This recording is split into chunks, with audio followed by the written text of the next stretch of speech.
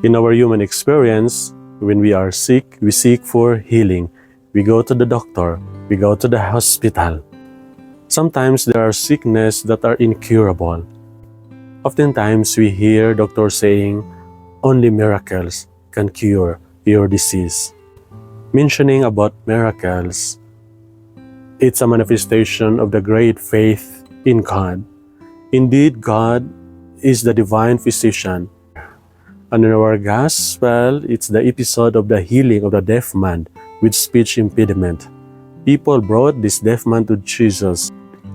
Jesus cured this deaf man with speech impediment. And afterwards, this deaf man was able to speak plainly. They came to Jesus because they believe that Jesus has the power to cure. How about us? Do we have the faith in the Lord that Jesus is our divine healer?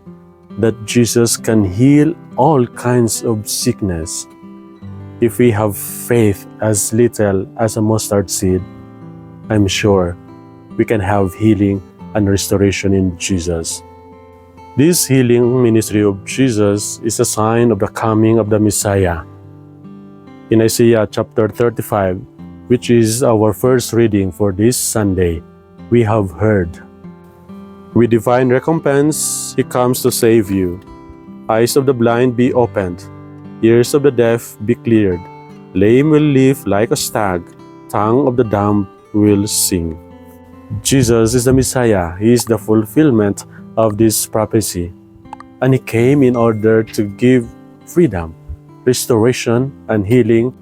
And we have to consider, my dear friends, when Jesus healed the deaf man, He put His finger on the ears of the deaf man, spitting, groaned, and uttering the words Ephata. This Ephata is an Aramaic word. This is an original word that Jesus says. We call this the ipsissima verba. Ephata, be opened. And it's a nice thing to reflect and to meditate this word, be opened. Because when we are closed, we can receive healing. When we open ourselves, there is healing and restoration. And it's only the Lord who can open our eyes, can open our ears, and can open our heart.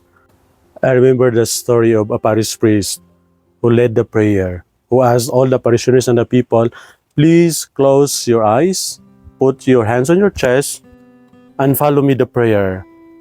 Open our eyes, O Lord.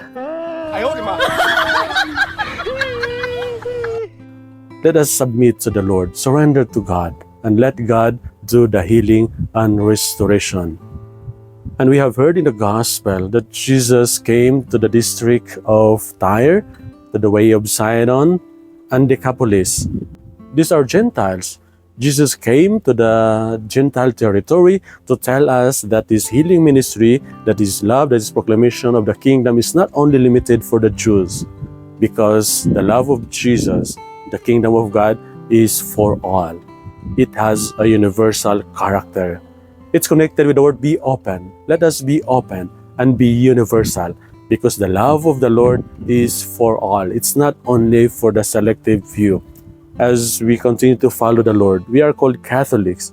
Catholics means we are open, universal. In our second readings, St. James said, the love of God, there is no partiality, there is no discrimination and racism.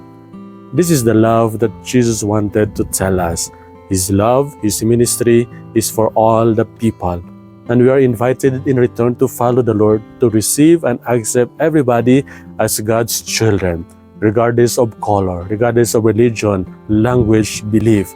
Everybody is equal. Everybody is a creature of the Lord.